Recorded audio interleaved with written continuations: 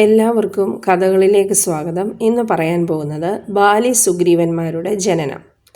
സ്വർണമയമായ മഹാമേരു പർവ്വതത്തിൻ്റെ കൊടുമുടിയിലുള്ള ബ്രഹ്മസഭയിൽ ബ്രഹ്മാവ് യോഗം ശീലിച്ചുകൊണ്ടിരിക്കുകയായിരുന്നു.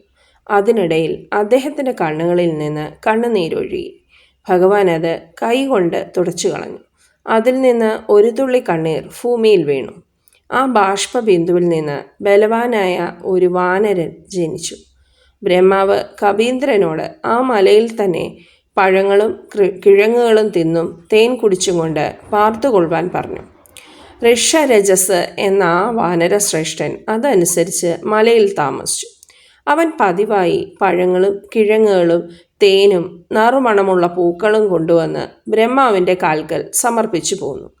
ഒരിക്കൽ ഋഷരജസ് മേരുവിൻ്റെ വടക്കേ കൊടുമുടിയിൽ തെളിനീർ നിറഞ്ഞ ഒരു സരസ് കണ്ടു.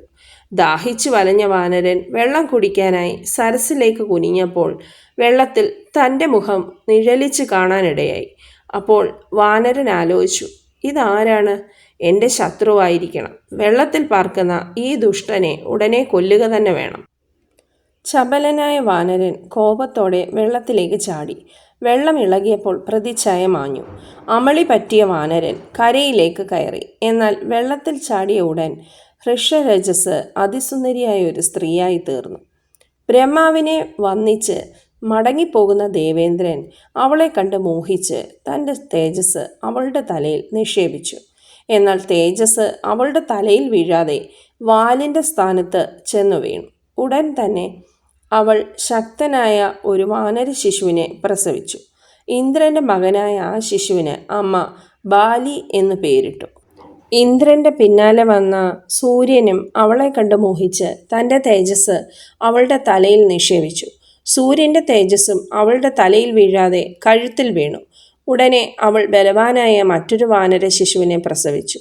സൂര്യൻ്റെ മകനായ ആ ശിശുവിനെ അമ്മ സുഗ്രീവൻ എന്ന് വിളിച്ചു. അമ്മ അവരെ മുലപ്പാൽ കൊടുത്ത് താലോലിച്ചു.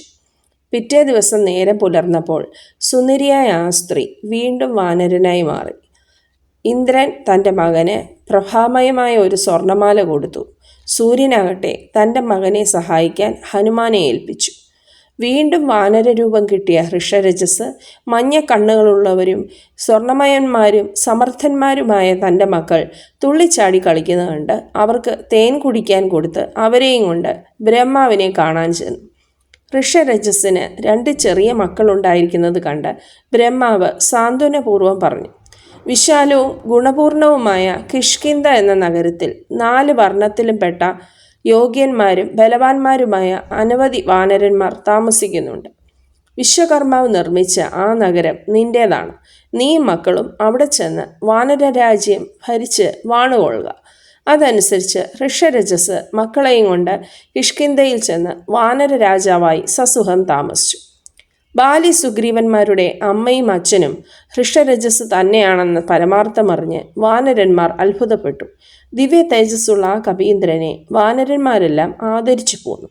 എല്ലാവർക്കും കഥ ഇഷ്ടപ്പെട്ടു എന്ന് കരുതുന്നു.